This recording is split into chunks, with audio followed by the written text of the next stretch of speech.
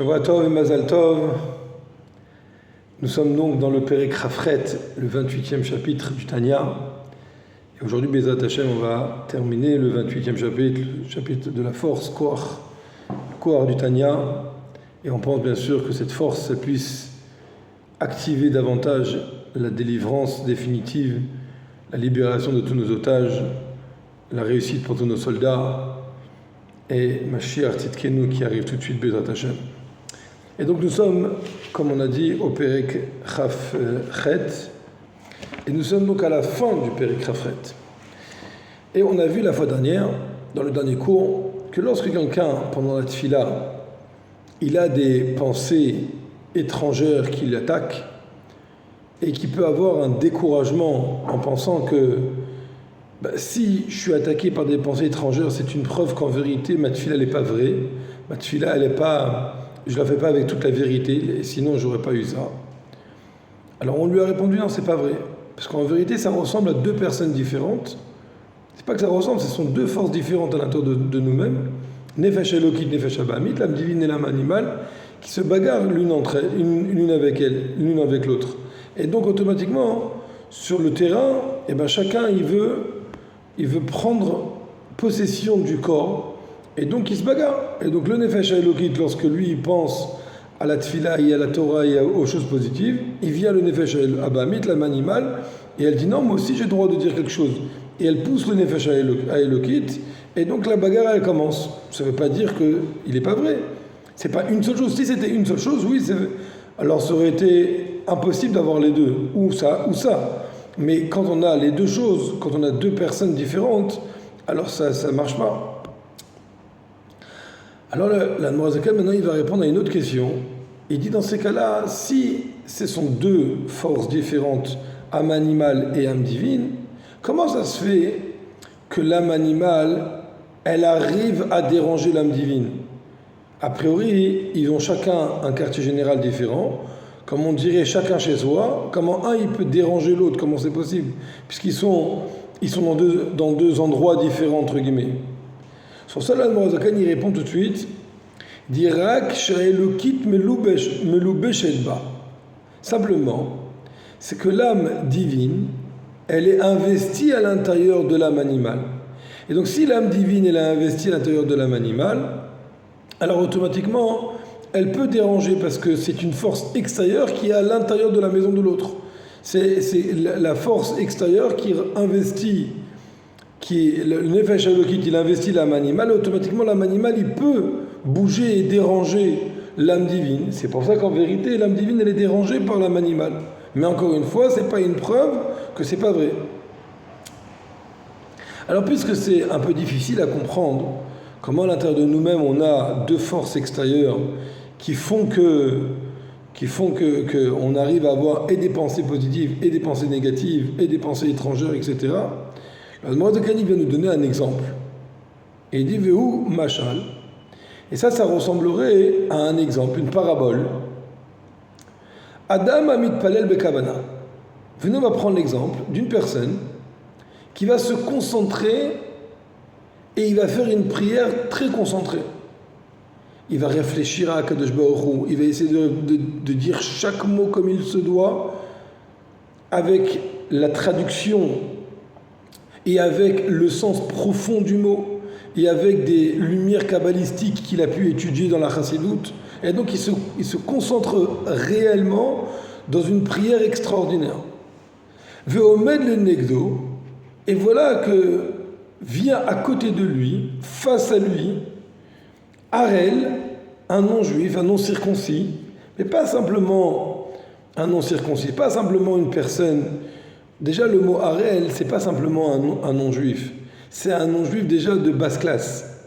Harel, c'est parce qu'on a vu dans la Torah, c'est écrit que celui qui est Harel, celui qui est non-circoncis, c'est quelque chose d'abominable pour nous les Bnei Israël. Et donc, c'est quelqu'un de très bas, déjà dans son style, dans sa valeur morale. Quelqu'un déjà d'office, il n'est pas bien. Mieux que ça encore, enfin plus grave que ça encore, c'est un Harel Racha, c'est un Harel, un impie, un méchant qui veut faire du mal.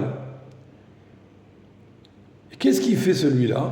Maintenant, on a un juif qui est en train de prier, qui se concentre dans sa prière, qui parle avec le bon Dieu, qui est en train de réfléchir à chaque chose.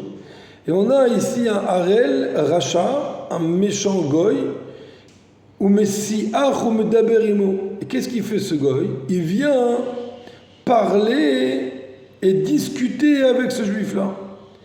Maintenant, il y a des gens qui veulent un renseignement. C'est pas méchant. Ils n'ont juste pas compris que l'autre il était concentré dans sa prière. Ils n'ont pas eu l'intelligence de voir que c'était pas le moment de le déranger. Alors ils sont venus pour lui demander un renseignement ou un chemin ou quoi que ce soit. Ils sont venus le déranger. Alors celui-là, si je veux me débarrasser de lui, parce qu'il me dérange maintenant pendant ma prière, j'ai plus qu'à lui répondre à sa question. Alors je lui dis ok, ben c'est comme ça, et je lui donne des instructions et puis il part. Mais là, c'est pas le cas. Là, c'est ce goy, Racha, qui vient parler. Pourquoi? Qu'aider les valvelots. Il vient que pour te déranger. Ça veut dire que si je vais lui répondre à sa question maintenant, il va me poser une autre question. Et si je lui réponds à l'autre question, il va me poser une autre question. Parce que le but, c'est pas la question. En vérité, dans son renseignement, il en a peu à faire. Lui, ce qui importe ici, c'est de déranger. Et donc, qu'est-ce qu'il va faire? Il va déranger. Et donc, c'est quoi la solution? Moi, je suis en train de me concentrer pendant la prière. Lui, il vient et il me pose une question. Il y a encore une question, il y a encore une question, il y a encore une question. Alors lui, il cherche à me déranger. Qu'est-ce que je peux faire pour me débarrasser de lui? Chez Zot Atzato Bevodai. La Lan Morazaken nous dit, voilà le conseil certain. C'est sûr et certain que il n'y a que comme ça qu'on pourra faire les choses. Que quoi? Chez l'Oléachivlo Mitov et Adra. De ne pas lui répondre Mitov et Adra, depuis le bien jusqu'à le contraire, jusqu'au mal. Ça veut dire comme ça, ni je lui réponds à sa question, parce que si je lui réponds à sa question, eh ben il va me poser une autre question, et une autre question, ni je commence à lui crier dessus pour lui dire tu me saoules et va-t'en et je veux pas te voir et je m'énerve contre lui. C'est sûr et certain que cette solution elle est mauvaise. Pourquoi? Ça veut dire répondre à sa question ou bien le s'énerver contre lui, c'est pas bon. Pourquoi? Parce que c'est ça son but. Si je lui réponds à la question, alors il va me poser encore une autre question, et finalement je ne pourrai pas prier comme il faut. Et si je m'énerve contre lui, ben c'est son but. C'est ça sa kavana, c'est ce qu'il attend. Il attend juste une seule chose, que je m'énerve contre lui. Et donc il aura tout gagné. Alors qu'est-ce que je dois faire? Vela sot atzmo kecheresh lo ishama. On doit être comme une personne hermétique qui est sourd, qui n'entend rien du tout. Donc ça veut dire comme ça, lui il me parle et moi je me concentre dans ma prière et je ne lui réponds pas à sa question. Et je ne lui parle pas du tout et je ne lui dis pas tu m'énerves et je ne lui dis pas tu me saoules, je ne lui dis pas va-t'en. Je ne lui dis rien, je ne lui parle pas. Je me concentre et au contraire, plus il me dérange et plus je me concentre. Ou le kayem mashekatu et accomplir un verset qui est écrit dans Michelet. Al ta'an ksil, ne réponds pas au sot, à l'idiot, au fou, qu'avlato pentechavelo gamata, quand il fait du mal, parce que peut-être que toi aussi tu vas le ressembler, tu vas être comme lui à la fin. Et donc si tu commences à répondre à celui-ci, alors tu vas tomber dans son piège et finalement tu vas devenir un sot comme lui. Et donc la meilleure solution et la seule solution qu'il y a à faire, c'est de l'ignorer complètement, ne pas lui répondre ni positivement ni négativement, ni à ses questions, ni à quoi que ce soit. On fait abstraction de lui comme s'il n'était pas là. Et on se concentre dans sa prière. Al yashiv meuma, ne lui répond rien. Veshum ta'ana umane neged amar shavazara. Et donc, car, j'ai oublié le plus important, car c'est la même chose lorsque je suis en train de faire ma tfila, je suis en train d'étudier la Torah, je suis en train de faire des choses positives, divines, pour le bon Dieu, et que j'ai des mauvaises pensées qui arrivent, ou des pensées étrangères qui arrivent à me déranger, et je commence à penser à tel problème, et à tel problème, et à telle chose, à ce moment-là, la Morazaken nous dit, comme à l'image du goy qui me dérange, je ne dois pas lui répondre. La même chose ici, allez achever Ouma, ne lui réponds rien du tout. Shum ta'ana umane, aucun argument et aucune réponse négada marchavazara contre la mauvaise pensée, la pensée étrangère. Ne réponds pas, reste indifférent, fais abstraction totalement de ces pensées-là, au contraire. Pourquoi? Qui a mitavek, il menouval, mitnavel. Parce que celui qui se colle à une personne négative devient lui aussi négatif. Et donc le fait de discuter avec une pensée étrangère, on devient étranger nous aussi. Chaz shalom, gamken. Et donc c'est pour ça que la seule solution c'est de faire abstraction. Ra qui a assez atzmo que le yodea velo shomea, il doit se faire comme quelqu'un qui n'entend pas et qui ne connaît pas, qui connaît pas et qui n'entend pas. Aïrourim shinaflo de tous les pensées, de tous les méditations qui lui sont tombées dessus. Viyasirem idaato veyosif ometz bekoar kamato, et il les chasse de son da'at comment pas en lui disant pas, en faisant abstraction, il va les chasser de son da'at et il va rajouter davantage de la force dans sa kavana. Et au contraire, il va se concentrer. Et alors les pensées, elles vont partir toutes, elles vont disparaître toutes seules. Et comme ça, il va gagner le combat contre le Yetzer. Maintenant, il y a des gens qui disent, ok, c'est une bonne solution ce que tu dis, mais elle est tellement difficile. Parce que le mal, il est tellement acharné et il vient me déranger. Alors comment puis-je faire?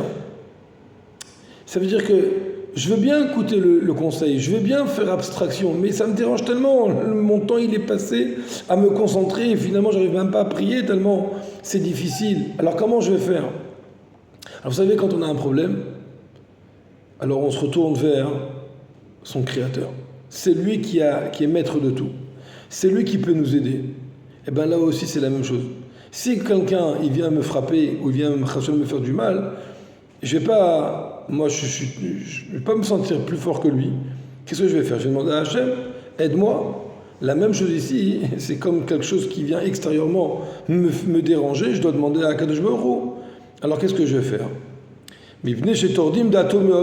Parce qu'en vérité, ces pensées, elles le dérangent de façon très puissante.